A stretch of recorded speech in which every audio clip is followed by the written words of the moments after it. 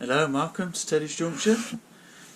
Today I've got a new little video. We've got a new addition to the family, and obviously where the obsession starts, I suppose. I've also just got a couple of bits to sort of go with the new addition and an accessory to add onto the Russell. So the new addition, I'll bring it on and just show you and obviously explain a little bit about it, I suppose, really. Hopefully you can hear that. It is obviously a battery.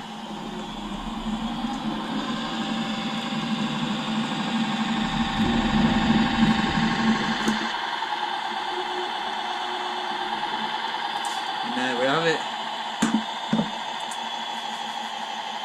So, the Roundhouse Criccieth Castle in maroon. Recently bought it off eBay.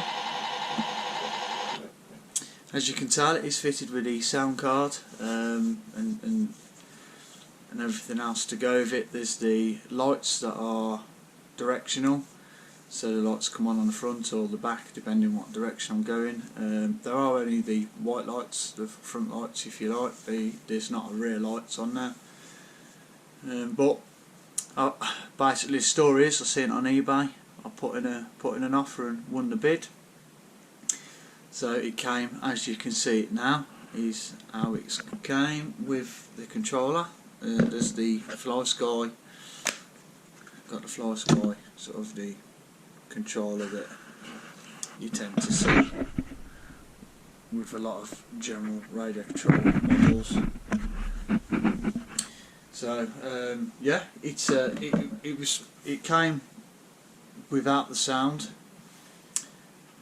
The previous owner had already brought it off a guy, so I mean it'll be, you know, effectively it's perhaps third hand now.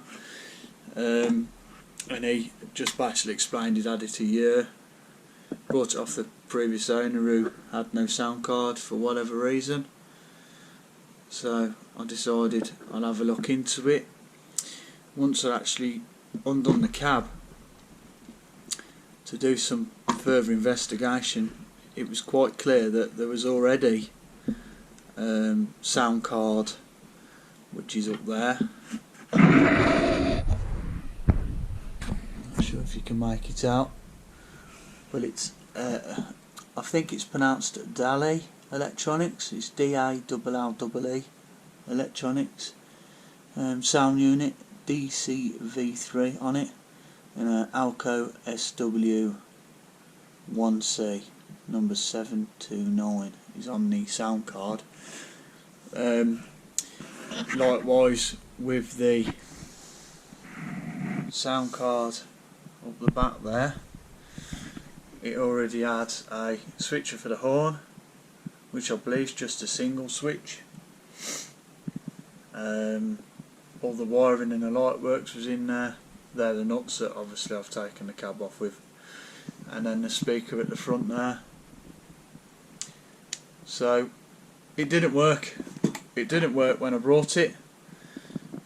So I've already had some time looking at it, and yeah, basically with a little bit of work and patience, I went through the wiring, checked the wiring, and sort of, if you like, I amended any faults with the wiring, and it worked. Fantastic.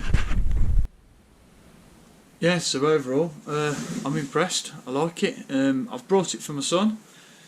I've actually brought it so he can use it, because he obviously gets quite excited about the Russell when we're running, with the Harley Castle and the Silver Lady running.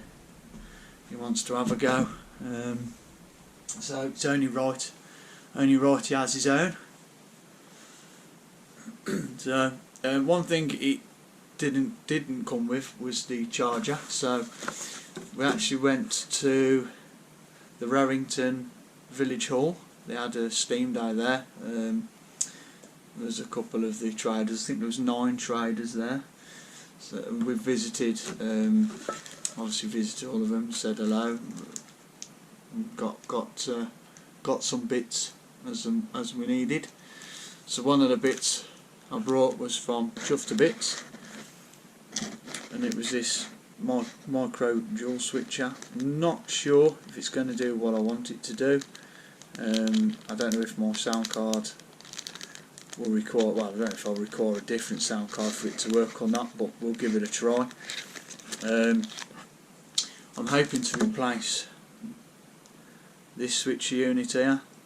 So it only seems to switch over when I've got the throttle, and I get the throttle lever and I trigger it backwards, it will click.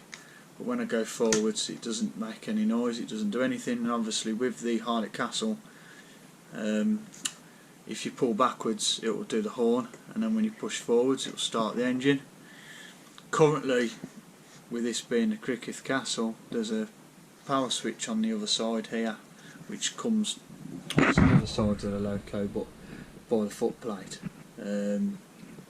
The steps, there's a little toggle there that you flick it on just to make the noise, to make the engine sound. So if I just quickly show you, if I turn on the power and then round the back here, there, it's a little bit awkward. There you are. So obviously that turns it on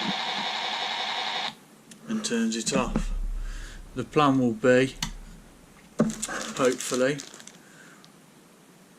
put the dual micro switcher in place of this one, and then I'll wire the horn and the startup, hopefully, and then see if it works. So it's just all works off the remote in the horn startup.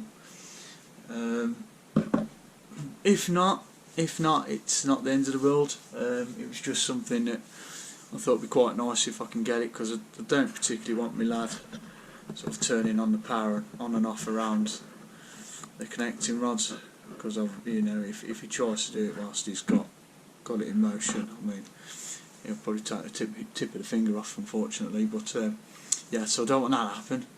So with any luck it'll be replacing this. If that doesn't work, then I'm just going to have to watch him. We'll make sure. I mean, it'll work, it works, so you know, it's not the end of the world. But who knows, maybe if this doesn't work I'll look at different sound cards, and maybe put a new sound card in it at some point, but we'll see anyway, we'll see. So obviously something I'm going to do will be have a look round it, just clean it up, make sure everything's all nice, tidy, touch up any little bit of the paintwork if I can, you know, try and make it as nice as possible for him. We're going to do, I've ordered some new nameplates, so these ones will be coming off. Unfortunately I did take the one off the other side just to see sort of how it was stuck on, and it would appear to be perhaps super glued, so it did take a bit of the paint off, unfortunately. Luckily the new nameplates will cover it, so when they come, I've ordered the new nameplates from Roundhouse again, fantastic. Phoned them up, explained I got the Criccieth Castle, and they actually had a set left for it, which was perfect. I didn't expect it, to be honest. I thought I was going to struggle, but no, it's good. So I've got the original Criccieth Castle plates coming, so I'll paint them up. I'll be putting the nameplates on, and hopefully this will come off. But I have got some sort of the glue remover, the super glue remover coming, so hopefully I can, with a bit of patience, that might work into this and allow me to take these off without affecting any more of the paint, which will be good. And then those I suppose they might end up for sale or something at some time. I'm not too sure what I'll do with them, but effectively it'll be these. Obviously there's one of those the other side as well, so it'll be the 4 badges, 4 plates. But yeah, so that'll be coming off, and then I'll put the Criccieth Castle on. Obviously there's this switcher, good clean down. I'll clean all the connecting rods and bearings and wheels, give those a oil, re-oil those. Yeah, and then because it didn't come with a charger from Garden Railway Limited while they were there at the show, at the Rowington show, I brought a charger off those. So it's the Axtronics intelligent battery charger, which is here. So, because that just plugs into the cab, obviously that'll charge that up. So, got one of those. If I just show you actually the detail of the Criccieth Castle, was quite impressive, to be honest. I mean, when you generally look all round, like that, you know, you've got the horn and the grab rails all round the sides. There's the, if you like, the glazed windows with the trim work. There's the wiper blades. I don't know if I've ruined the light there, but there's wiper blades there, wiper arms, which are brilliant, on the front and the back. We've got there's the VAT lines on the front and then two on the rear. And then there the lights, so there's two lights there. When I turn the unit on, we sort of get these standby lights.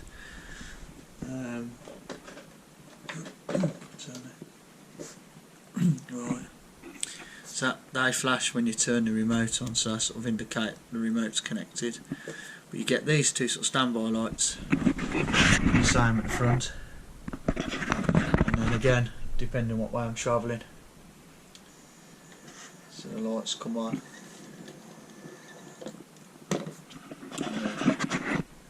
So I'm going backwards.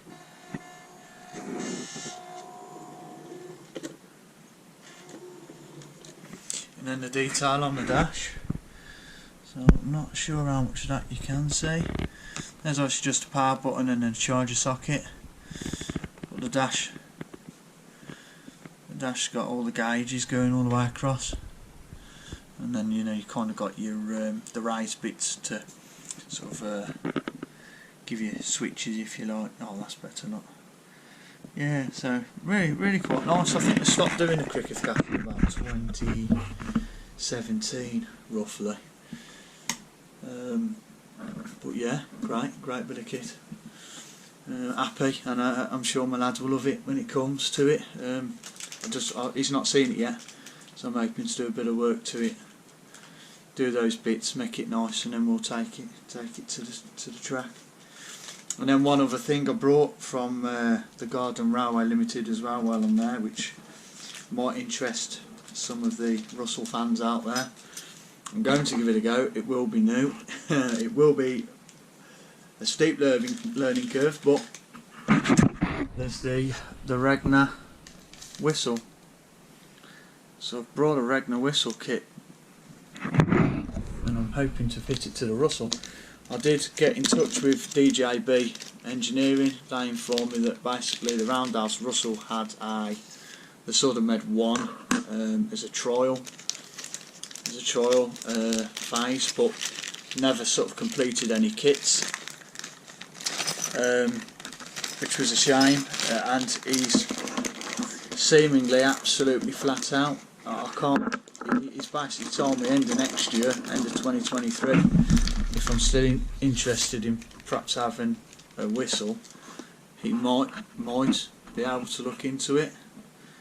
So it's I don't think I want to wait that long, to be honest. Who knows, might have another Loco by then as well.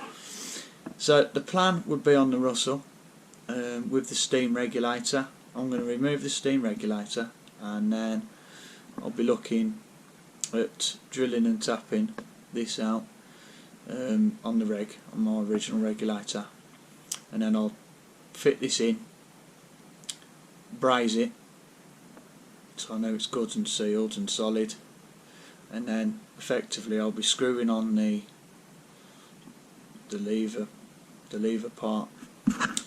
Then we feed the pipe work. I'll feed it round the cab somewhere, and then the whistle itself, I it changes tone, it sort of loses its effect if you secure it. So all I'll be doing underneath the Loco somewhere, I'll be bending and feeding the pipe work into the cab, so the whistle will hang underneath, so when I do sort of blow the whistle, I'll get that nice steam effect come from underneath the Loco, which I think will look quite nice anyway. Add a nice touch to it. But that's if it works. It'll be exciting to see if it works, to be honest. £39 I paid for this Regner whistle. There is all the fixings and washers and everything that I'm going to need to install it. I have seen a video somewhere, and I'm afraid you have to forgive me, I can't remember what the name was for the video, but someone had actually installed one of these to a steam Loco, and then they had effectively just a wire, because there's a small hole in the end of there. They basically just put some wire and sort of twizzled it up to make it fit sort of tight, and mounted a small micro servo in the cab, and then it just obviously whistled off the remote. Sort of the same as what the DJB is, really, all in all, when it's finished. So, you know, with any luck, that'll be a job, but it won't be till next year. I've got a couple of things I want to do and work on first. So, if anybody is particularly looking forward to seeing this fitted, I'm afraid you'll have to just bear with me, and I'll do it. I will do it as soon as I sort of can. But as a warning, really, it's going to be a couple of months away, I'd imagine. But yeah, so there we have it. Obviously, just wanted to show you a few new bits that we got, and obviously the new addition to the family. So yeah, great stuff. I'm sure you'll enjoy it. We'll get some footage of it on the track when it's finished. I'll obviously update as and when with the micro switcher, see if I can, if I can install it, and if it works I'll show you it works, and the usual bits. But yeah, that's it for now. Thank you very much, thanks for watching.